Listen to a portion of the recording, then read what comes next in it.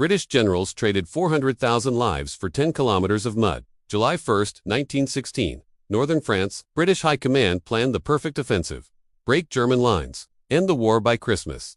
They were confident, arrogant, even General Haig had a plan. Artillery would destroy German trenches for 7 days straight. Then infantry would walk across no man's land. Walk, not run. The Germans would all be dead, they said. It would be a stroll to victory. Day 1, 7:30 a.m. Whistles blew. 100,000 British soldiers climbed out of trenches. They walked in neat lines toward German positions. Except the Germans weren't dead. The artillery had missed.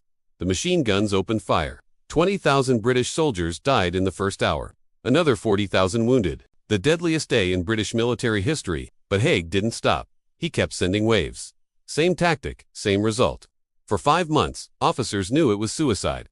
Soldiers knew it was suicide. They went anyway. Orders were orders. Refusal meant execution for cowardice. E aqui está o chocante. The artillery bombardment warned the Germans the attack was coming. 7 days of shelling. The Germans just waited in their deep bunkers. Safe. When the shelling stopped, they knew the British were coming. They set up their machine guns and waited.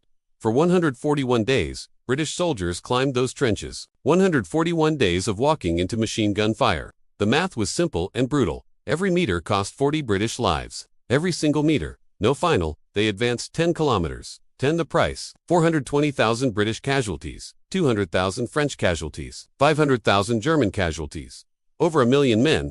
For 10 kilometers of destroyed farmland, land they'd lose again the next year. E o pior de tudo, General Haig was promoted. He received honors. A peerage. The man who orchestrated the worst slaughter in British history became an earl, while survivors lived in the trenches with the rats and the corpses and the screaming. This is the story of the Somme, where the British Army learned that bravery without tactics is just another word for murder, where generals safe in chateaux sent waves of men to die because admitting the plan failed would hurt their careers.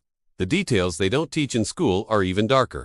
I've been reading The Somme by Peter Hart. It includes letters from soldiers describing how they had to use corpses as sandbags because there were too many. The book has photographs of the casualty clearing stations that'll stay with you. Link in description if you want the uncensored truth. More dark history next time.